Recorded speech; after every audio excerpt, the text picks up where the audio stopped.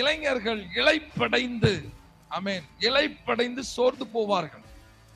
ஆமென். வாலிபர்கள் கூட இடறி விழுவாங்க. இந்த உலகத்துல ஆண்டவருக்காக காத்திருக்காம, தேவ சமூகத்துல ஜெபிக்காம, தேவனையே நம்பாதவர்கள் இடறி விழுவார்களா? தேவனை நம்பாதவர்கள் சோர்ந்து போவார்களா? சொல்லுங்க ஒரு ஆமென். ஆண்டவர் மேல விசுவாசமா இல்லாதவர்கள், அவர் மேல நம்பிக்கையா இல்லாதவங்களுக்கு ஆமென் சோர்வு வரும், இடறி விழுவாங்க, அல்லேலூயா, சோர்ந்து போவாங்க, மனமடிவாக்கப்படுவார்கள். ஆனா கர்த்தருக்கு காத்திருக்கிறவர்களுக்கும் தேவன் புது பலனை கர்த்தர் கொடுப்பாரு, புதிய நம்பிக்கையை கொடுப்பாரு, புதிய தைரியத்தை கொடுப்பாரு.